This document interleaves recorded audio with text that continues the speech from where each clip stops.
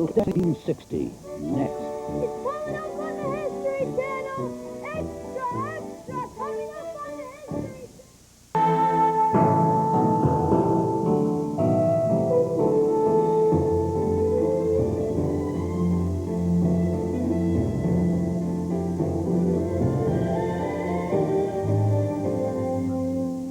Hello, I'm Karen Stone, and this is Year by Year. 1960 was a year of turmoil around the globe. Civil wars raged in the jungles of Laos and the Congo, and tense relations between the United States and Russia were further strained when an American U-2 spy plane was shot down over Soviet territory. Meanwhile, a sergeant in the U.S. Army was discharged and arrived home to a mob of screaming, open-armed fans.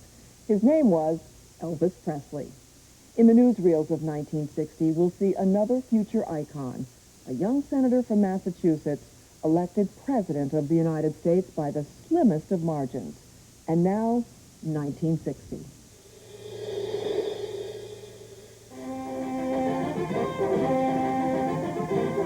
At the White House, President Eisenhower and Japanese Premier Kishi sign a new treaty elevating the one-time foe to full status as ally and equal.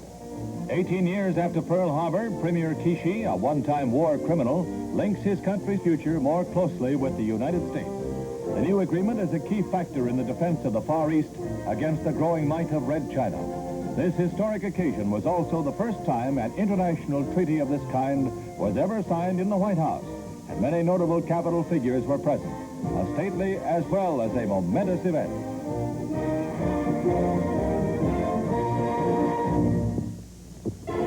You say you are bringing a bouquet to your girl, and it started to rain, and you ran across the street and fell down and got mud all over your new suit? Is that your trouble, Bubby? Well, in this Hungarian film fantasy, it's no trouble at all.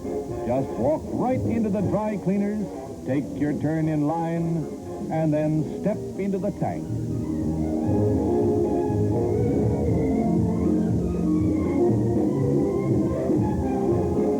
Might as well freshen up the flowers, too. This isn't for real, of course, just a vodka-inspired wash-while-you-wear wish-fulfillment fantasy. Step out dry and warm, and you're on your way. That'll be the day, comrade.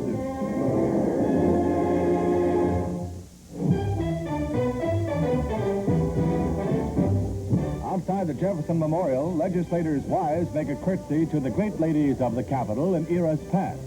In an authentic reproduction of an historic costume, Mrs. William Fulbright portrays Sarah Jackson, daughter of Old Hickory. A style worn by Eleanor Roosevelt a century later, shown by Mrs. Edmund Muskie. Sarah Van Buren and Harriet Lane, modeled by Mrs. Frank Church and Nancy Gore. Dressed as Edith Bowling Wilson, First Lady in 1913, is Mrs. William Proxmire. A picturesque review of the styles that have enlivened the passing scene in the nation's capital through the years, from the times of Jefferson down to 1952 and the Truman era. This could be the legendary locale of Lower Slobovia, but it's only a bunch of ice-happy Russians or polar bear niggers having a hot time in midwinter.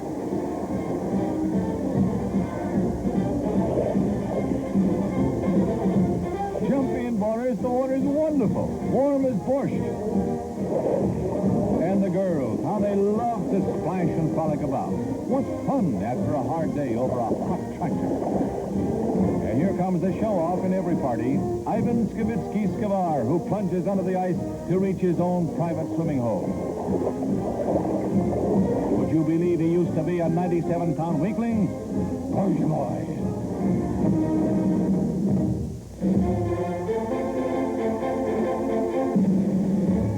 At his White House press conference, President Eisenhower is questioned on charges made in the current defense debate that his administration is too complacent and too concerned with the economy.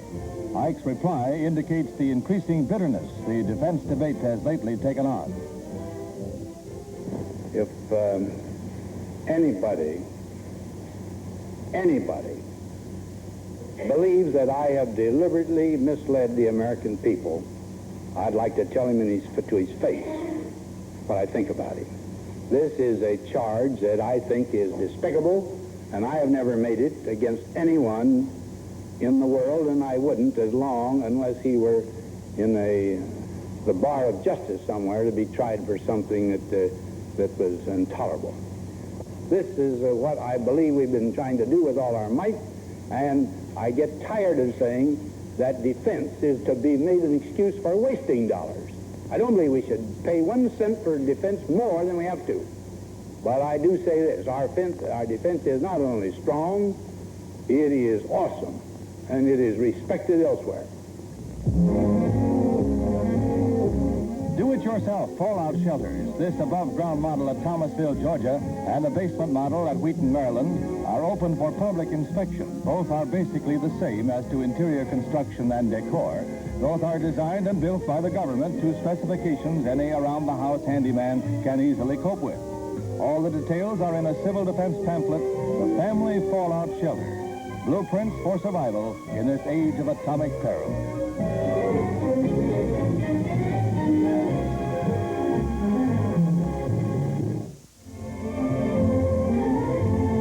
Continued progress in the battle against polio is signaled with the start of large-scale tests of a new vaccine in Dade County, Florida.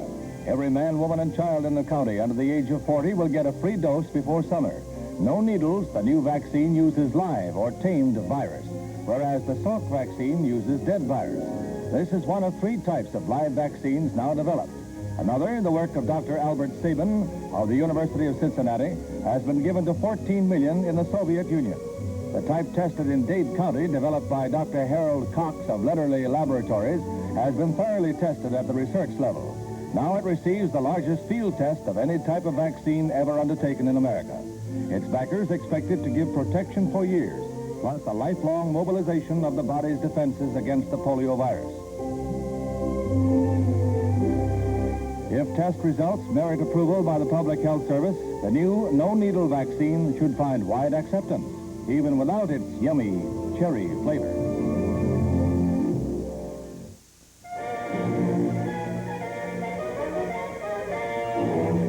Contingents of United Nations troops continue to pour into the Congo, a newly independent, strife-torn storm center of global tension and controversy.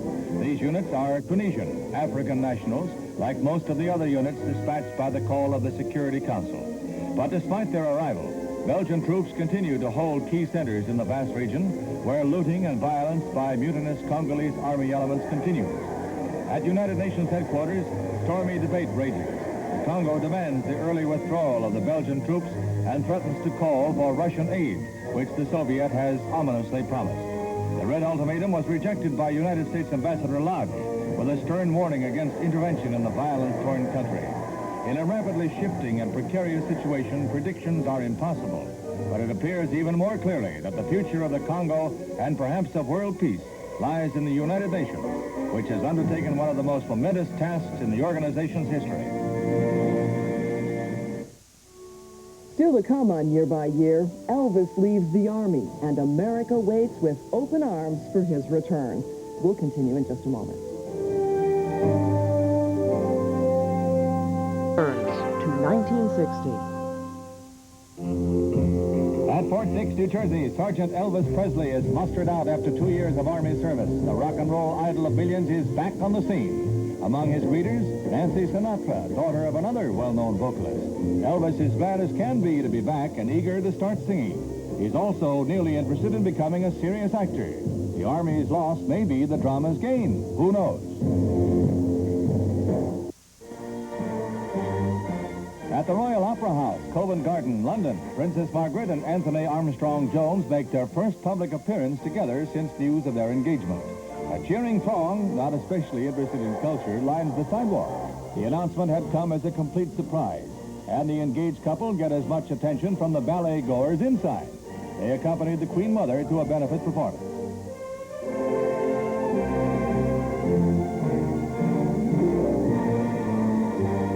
Cameramen get sympathetic cooperation from the groom-to-be, himself one of England's top photographers by profession. There is a popular ovation from the orchestra for the radiant princess and her fiancé. Ample indication that all Britain shares not only surprise at its favorite princess's engagement, but pleasure and delight. One of the ballet's greatest stars is on stage, but the spotlight is definitely on the royal box. The spring fashion collection of the House of Dior, brightening the view, while outside, winter's farewell gusts are felt. Designer Yves Saint Laurent this year agrees with his fellow couturiers of Paris that the big sleeve is passé.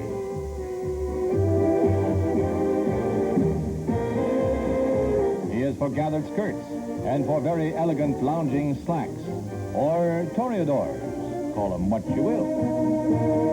The waists are higher, the skirts are fuller, and the colors gayer than in many a year. All in all, a pretty picture for Paris. On display in Moscow, the wreckage of pilot Francis Power's U-2 reconnaissance plane for Muscovites and foreign newsmen to see as the Soviet launches its most belligerent anti-American propaganda barrage in recent years. The spy plane incident on the eve of the summit was seized upon by the Kremlin and blown up to proportions that startled and shocked the outside world. Khrushchev himself at the Moscow press conference loosed a furious tirade, charging America with deliberate aggression and threatening to attack any Allied bases from which U-2 jets flew over Russia. Hopes for the success of the summit talks even then grew faint. It was clear at the time that Mr. K was laying groundwork for a clash in which the actual issue would be his demands on West Berlin.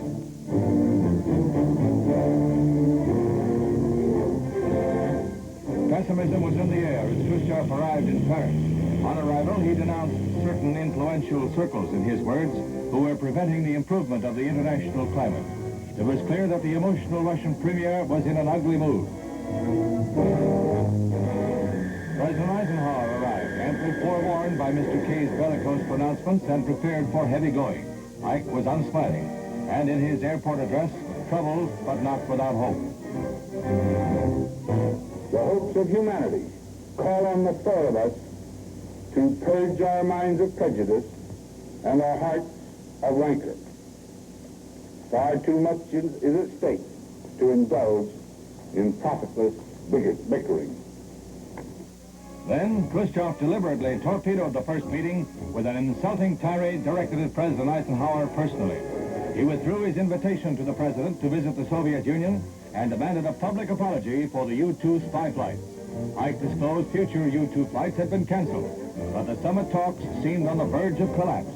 In a few brief hours, Khrushchev had brought Soviet-American relations to their lowest point since Stalin at his worst.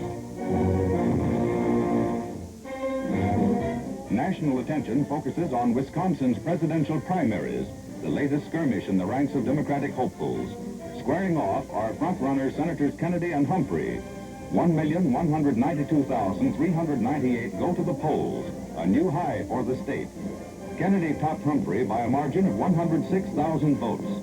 The analysts are still arguing over what it means. Many political old pros discount the importance of primaries altogether, but all agree the Democratic race is in full cry.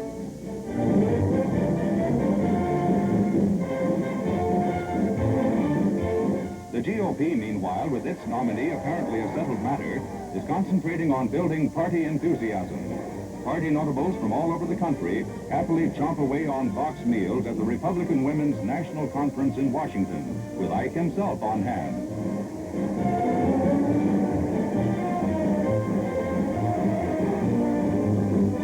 In his address to 7,000 partisans here, Ike delivered a rousing endorsement of Vice President Nixon and a forceful attack on critics of his defense policies. From here on, the presidential fever will mount steadily, the only prediction to come from this quarter. A 15-year-old singing sensation receives the highest tribute of the world of discs. As Executive Vice President Leonard Schneider looks on, President Milton Rackmill presents to Brenda Lee a gold record, symbolizing the sale of 1 million copies of her song, I'm Sorry. It's the nation's #1 hit, so what's for a little girl from Tennessee to be sorry about? The world's longest passenger vessel lies on the waves, awaiting her christening. 1,035 feet in length, the $60 million craft will carry 2,000 passengers in air-conditioned splendor. The luxury liner is hailed by President de Gaulle as one of the great successes of French technique. Then the vessel, which it is hoped will bring renewed eminence to the French merchant marine, is christened by Madame de Gaulle with the proud name SS France.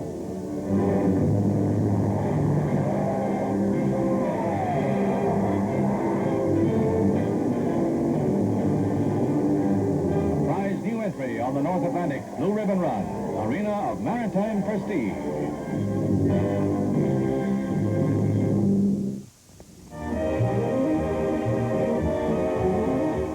Antiques are never out of date when it comes to jewelry for the modern maiden, and the German glamour puss is just like her American sister when it comes to rummaging through tray after tray of baubles just for fun. No reflection on the fair sex intended, of course.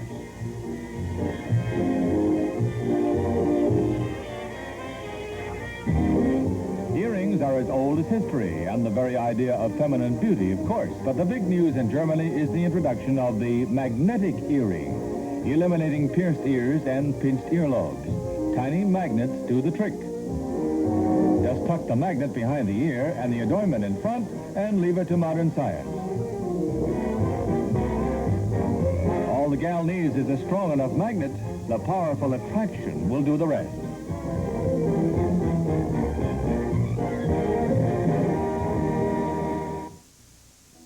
Still to come on Year by Year, the Academy Awards with Tony Curtis, Janet Leigh, and Rock Hudson.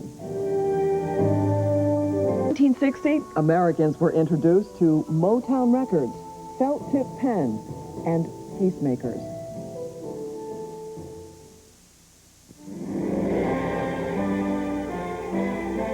At the Pantages Theater, it's Hollywood's big night, the 32nd Annual Oscar Awards, with a dazzling crowd of London's great names packing the house, and the attention of the nation focused on the ceremonies. Janet Leigh and Tony Curtis jointly named the nominees and winner of the award for the Best Story and Screenplay. For Wild Strawberries, and the winner is story by Russell Rouse and Clarence Green, screenplay by Stanley Shapiro and Maurice Fishman, Pillow Talk.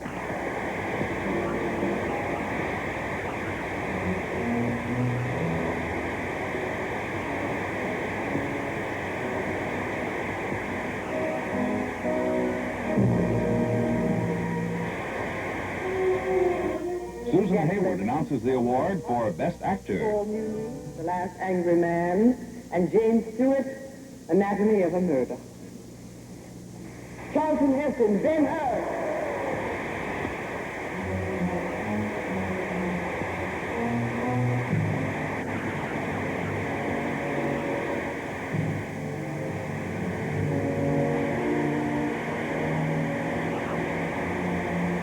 Rock Hudson names nominees and winner of the award for Best Actress.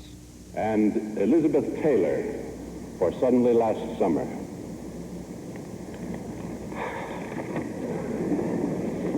Simone Signoret, room at the top.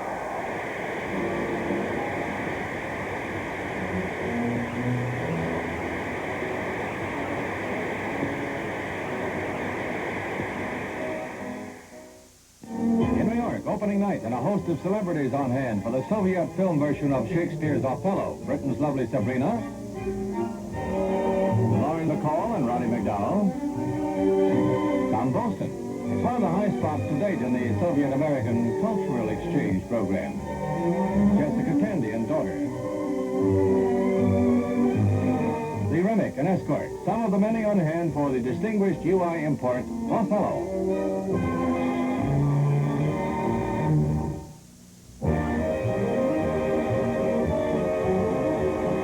One of the most fabulous fashion shows of modern times gathers the new lines of 30 of the continent's greatest designers, representing 11 countries. The show will actually go on tour, but in this preview, with the aid of a little camera magic, our models are whisked along the route of the tour, a series of quick changes against Europe's most magnificent city.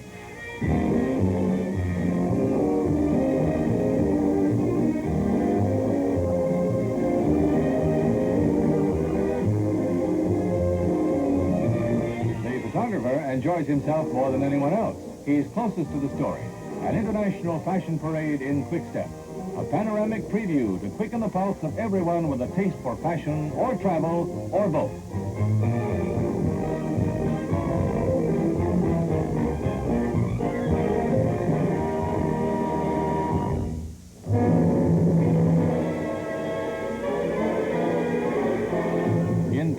police break up a non-violent demonstration on the Champs-Élysées by a group who practice what they preach. They don't lift a finger to hinder the cops who sling them into the paddy wagon. Of course, they don't help either. They oppose the use of force to solve any problem whatsoever. No particular political question is involved. They are not pro or anti-anything except violence. Limp but triumphant, they are carried away by principle.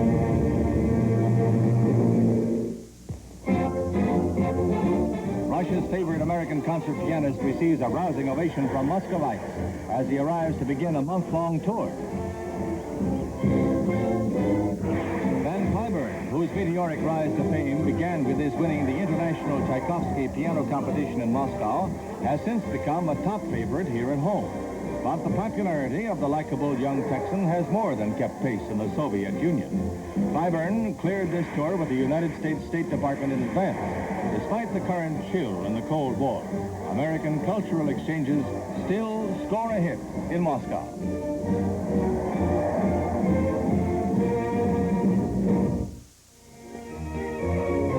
At Indianapolis, the 44th annual 500-mile Speedway Classic is marred by tragedy before the race is underway. Balloons signal the parade lap, and as the speedsters circle the track, a makeshift 30-foot scaffold topples, hurling over 100 spectators onto the crowd below. 2 die, 70 are injured in the tragedy, which goes almost unnoticed by most of the 175,000 in the crowd. Cries of pain and terror are drowned out 10 feet away by the hubbub of the onlookers watching the start and the thunder of the high-powered motors.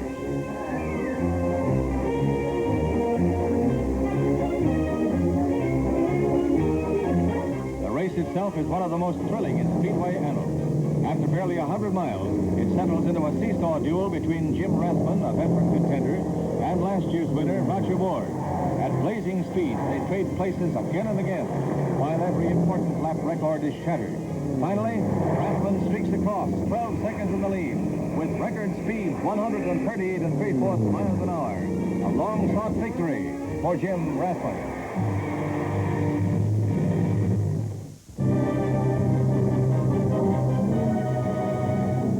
Polaris missiles arrive at Cape Canaveral for their first test firings from the nuclear submarine expressly designed for the job, USS George Washington. The tests are a stirring climax to a 4-year program to mate the nuclear submarine and the intermediate-range ballistic missile.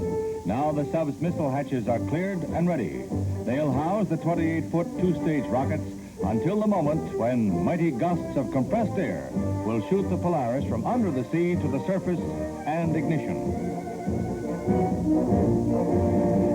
Every stage of the loading and the cruise to the firing area about 30 miles off Cape Canaveral is under detailed scrutiny of a battery of test instruments. The George Washington goes down some 50 to 60 feet below the surface, and the time for launching is at hand.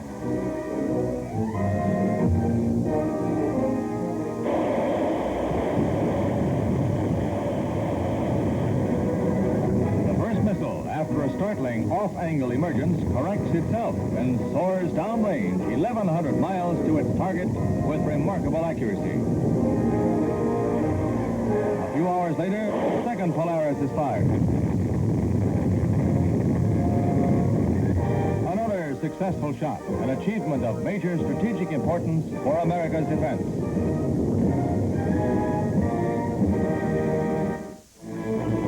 Hurricane Donna slashes up from the Caribbean into Florida. Already the killer of at least 125 persons, the savage tropical storm rampages over the Florida Keys, cutting off the archipelago from the mainland. Then roars north up Florida's Gold Coast, from Fort Myers to St. Petersburg.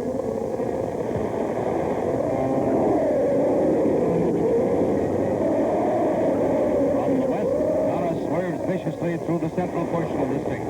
In its wake, the hurricane leaves at least 10 dead in Florida. Catastrophe for the just ripening citrus crops and the worst property damage of any storm ever to hit Florida.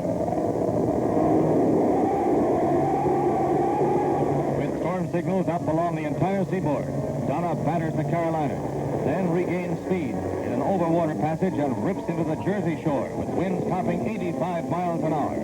10-foot storm tides overwhelm seawalls. Piers and boardwalks at Asbury Park, Atlantic City, and other famed resorts are torn away. Donna keeps adding to her catastrophic damage account. Still moving north on predicted course, the killer storm reaches New York. Staten Island bears the first brunt. Surging currents in New York Bay cut off ferry service, isolating the island for hours. It's a bad day for boatmen and householders.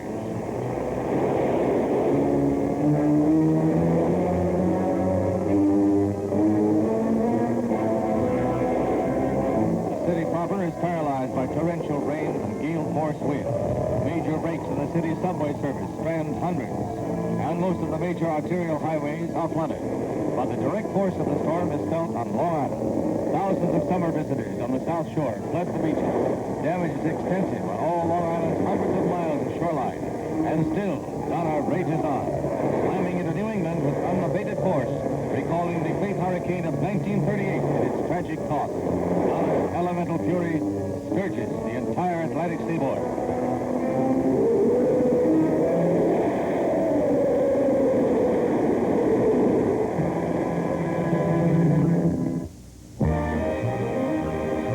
The final countdown at Atlantic City's Miss America contest. From 54 lovely hopefuls down to 10, representing not only a breathtaking array of beauty, but impressive talent and achievement as well. The gal needs a lot more than good looks to win this crown. Talent, poise, and personality count a lot, too. They've all got what it takes. And the gal with the mostest, Miss America 1961, is not only a 35-22-35 knockout, but a straight-A student in Montague, Michigan, with a flair for food and fashion creation. Nancy Ann Fleming, Miss America.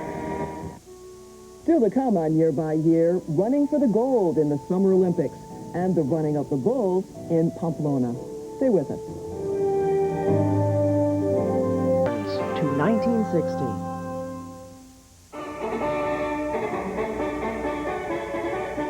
1960 saw the greatest winter sports spectacle ever staged on the North American continent, the Winter Olympics at Squaw Valley, California.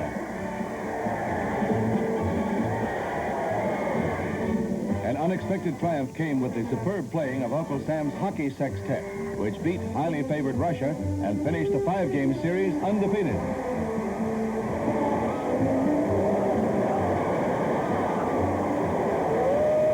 Team of underdogs who topped the stiffest competition in the sport.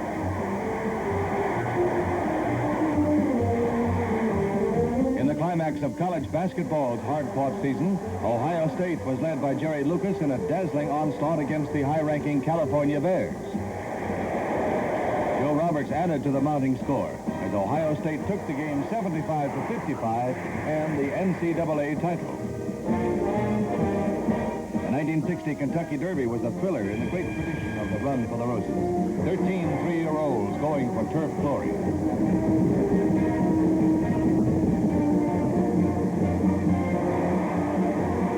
They entered the stretch with Ballyache out front, but Venetian Way was drawing up and going on to take a commanding lead and carry jockey Bill Hartack first across the finish in fine style. At Denver, the U.S. Open, played in the shadow of the Rockies, saw Arnold Palmer sink an incredible putt. Coming from 7 strokes behind, Palmer showed nerves of steel and a will of granite as he battled to win the U.S. Open.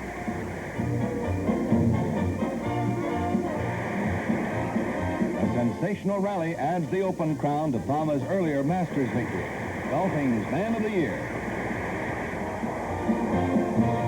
In Rome, the Summer Games of the Olympics had athletes of 80 nations taking part. Germany's Ingrid Kramer dashed America's expectations as she swept the diving honors. But in the swimming events, America's aqua stars made a great show of strength, taking 11 gold medals, more than all other nations together.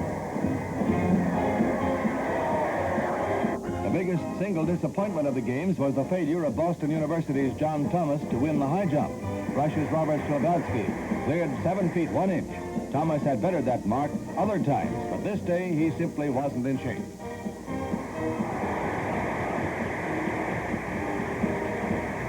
broad jump, Ralph Boston of Mississippi shattered Jesse Owens' long-standing record. In the hurdles, Lee Calhoun of Gary, Indiana, literally used his head at the finish to win the gold medal.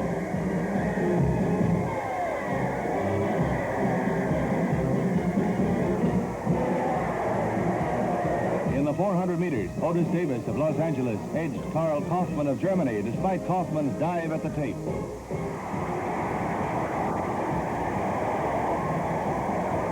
The outstanding single performer of the games was Wilma Rudolph of Tennessee, the only winner of 3 gold medals. And a new high in Olympic pole vaulting was reached by Don Tarzan Bragg.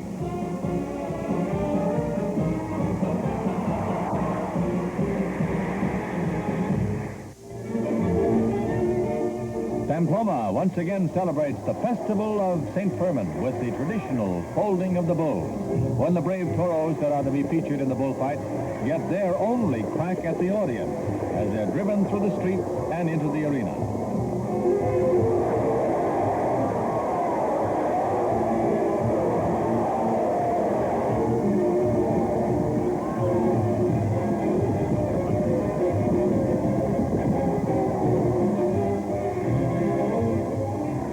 Every Spanish youngster acts out his glorious dream of being a great torero, and the bulls enter into the helter-skelter spirit of the day. It's an age-old custom, and if it seems a little wacky to us, well, maybe it's just as safe as locking horns on the freeways and traffic circles, and maybe more fun.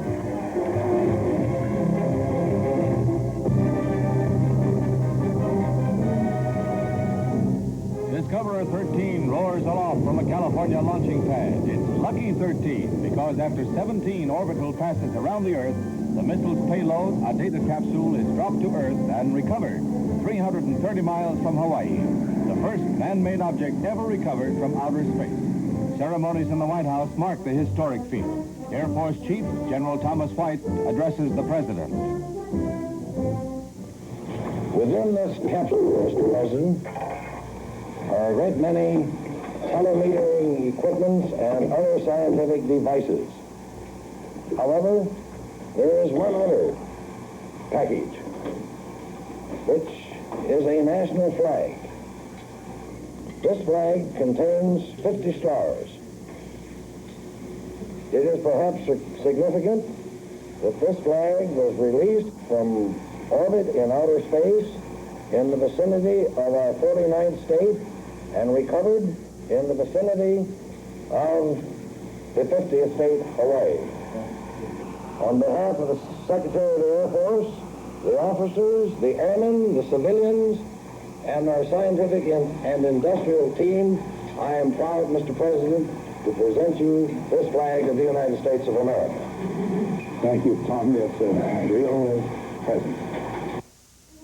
Closely following the recovery of the Discoverer capsule at Cape Canaveral, another historic satellite is ready for launching. In this nose cone is packed the 100-foot balloon of Echo 1 to be carried into orbit by a Thor-able Delta rocket. It's only the second firing of this 3-stage missile, but the 92-foot rocket performs flawlessly. This launching, closely followed by a successful test of Atlas and Polaris rockets, was a landmark in America's spectacular 2-day display of progress in space research.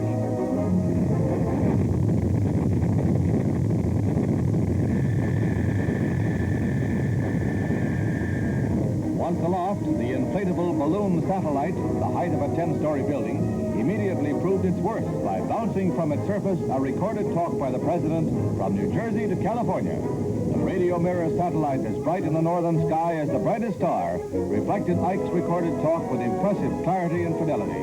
In itself a major feat of America's spacemen, Echo 1 foreshadows a new era in global communications when a chain of sister satellites will closely link all parts of the globe.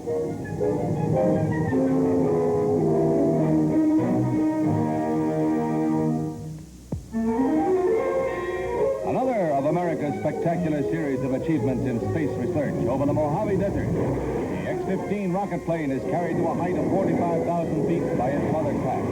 Then the rocket plane cuts loose, and on a 4-minute burst from its rocket engine, it soars to a height of nearly 25 miles to the very fringe of outer space, higher than man has ever ventured before. At 131 21,000 feet, test pilot Major Robert M. White saw the Earth below, the blue of the sky, and the deeper hue of space itself. The record flight of Major White is but another stage in the program that may culminate with a rocket plane actually flown into its own orbit.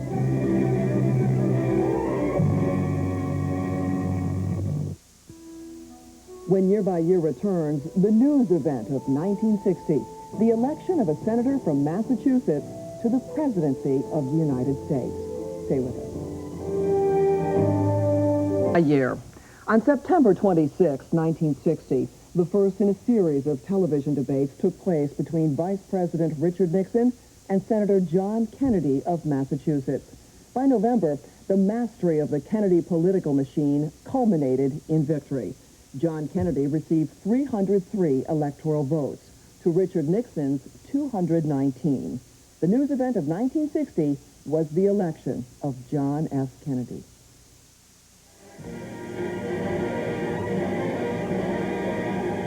A record number of Americans, upwards of 67 million, go to the polls to elect the 35th President of the United States. Citizens from Maine to Hawaii record their choices as the attention of the entire globe focuses on the contest for the leadership of the most powerful nation of the free world. The Democratic nominee is an early favorite, and first returns bear out predictions in Mr. Kennedy's favor. But GOP standard-bearer Richard Nixon is staunchly supported, not least by President Eisenhower, who was up early, arriving at 6:18 a.m. at Cumberland Township, Pennsylvania, near his Gettysburg farm, to cast his ballot.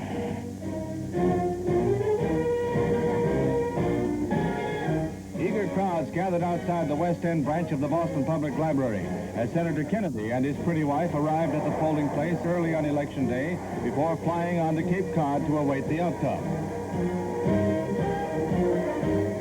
Vice President Nixon and his wife, Pat, vote in the playroom of a private home in Whittier, California, the Los Angeles suburb where Mr. Nixon grew up.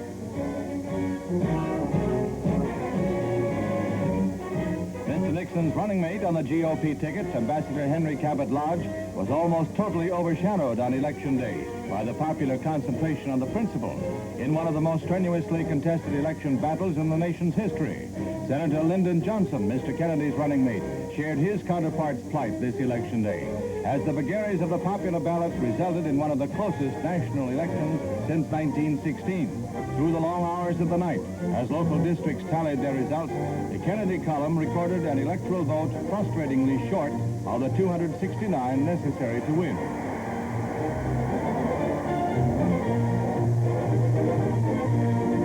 At his Hyannisport, Massachusetts residence, the Democratic candidate and his wife stoically waited out the return, as did Vice President Nixon on the other side of the country, who even made a quick trip across the border for an Election Day lunch. That night, Mr. Nixon appeared at local GOP headquarters with his wife to the cheers of campaign workers. At almost 4 a.m., he virtually acknowledged defeat. As I look at the board here, while there are still some results still to come in, if the present trend continues, if Mr. Kennedy, Senator Kennedy, will be the next president of the United States.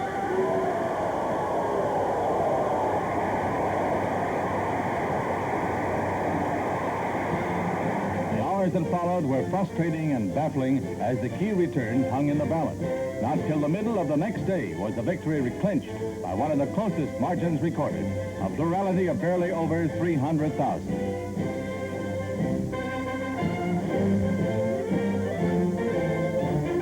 The unexpectedly delayed climax saw Senator Kennedy the victor with a clear margin of electoral votes.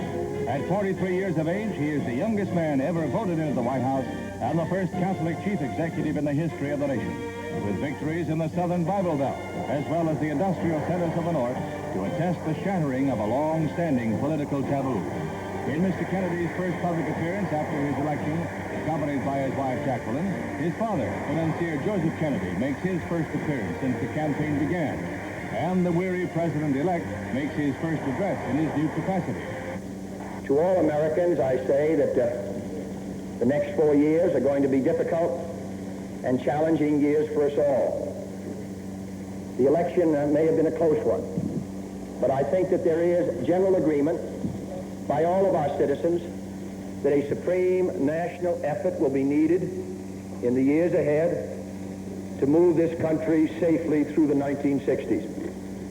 I ask your help in this effort, and I can assure you that every degree of mind and spirit that I possess will be devoted to the long-range interests of the United States and to the cause of freedom around the world.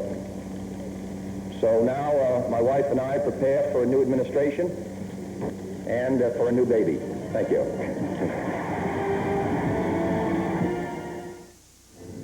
Fidel Castro whips up a furor in Cuba, charging the United States with arming and training mercenary forces for an imminent invasion.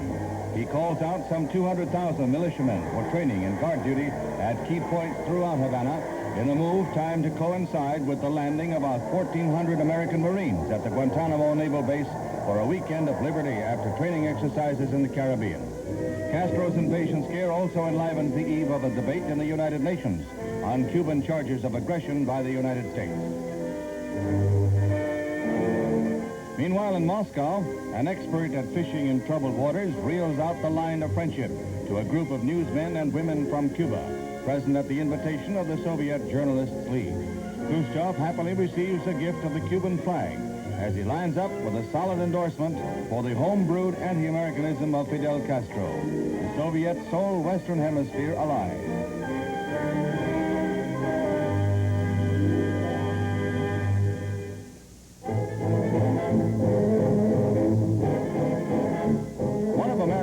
Popular emissaries gets a warm reception as he arrives in the troubled Congo on a State Department-sponsored goodwill mission. Louis Satchmo Armstrong, whose golden trumpet has preached the gospel of New Orleans jazz on every continent, arrives in truly royal style.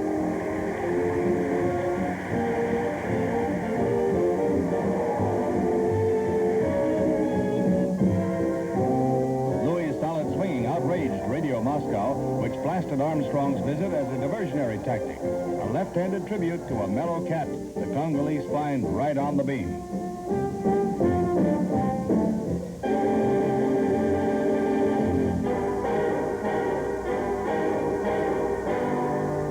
The first overseas premiere of UI's screen epic Spartacus is the most brilliant event on London's show business calendar for the year. Among the many outstanding figures present is Mrs. Pandit, Prime Minister Nehru's sister and Indian High Commissioner in London.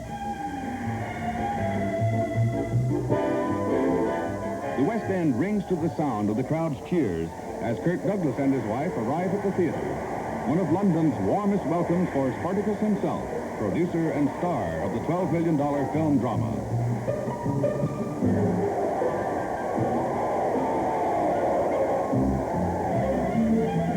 Climaxing the parade of notables of politics, show business, and society is the arrival of Princess Margaret and her husband Anthony Armstrong Jones.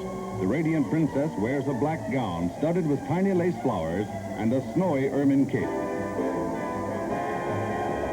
With curtain time only minutes away, the princess and Mr. Jones enter the theater to see the film which London has already greeted with a full ovation, Spartacus.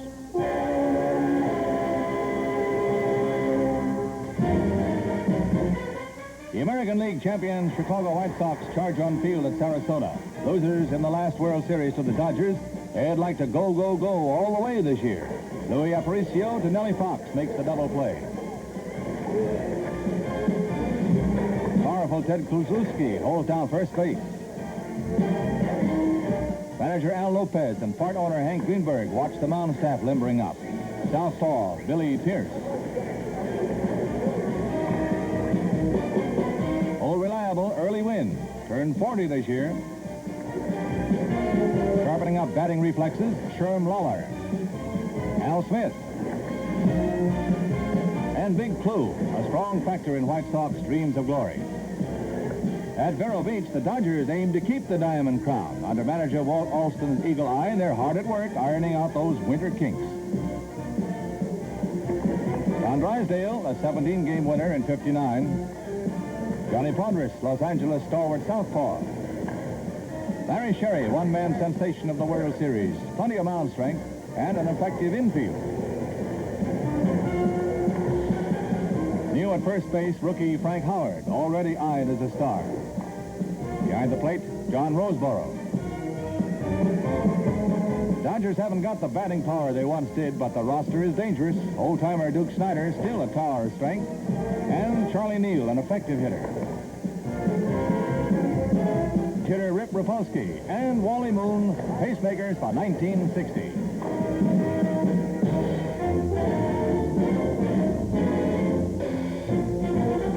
In Georgetown, a hopeful crowd waits for a glimpse of John Fitzgerald Kennedy Jr., first baby-to-be, who is whisked by, heavily swaddled against the sub-freezing weather.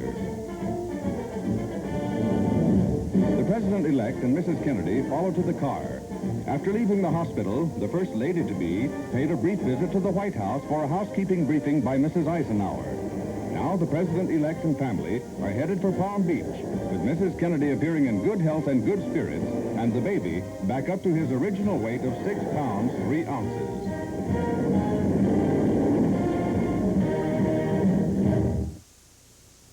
Try to remember. That's a lyric from a quirky musical called The Fantastics that opened in 1960 and is still running today. If we try to remember 1960, we find a world on the threshold of change. When Elvis Presley was discharged from the U.S. Army that year, he returned home from Germany to a different country. The nation had just passed its first civil rights bill. Congress was investigating payola in the music business. And debates between 2 presidential candidates were broadcast on television for the first time. The winner, John Fitzgerald Kennedy, would become a powerful symbol for the way the world was growing up in the 1960s. I'm Karen Stone, and this has been Year by Year on the History Channel. Thanks for joining us. The Iron Curtain closes in East Berlin, and America enters the space race. It's 1961 next as our year-by-year marathon continues.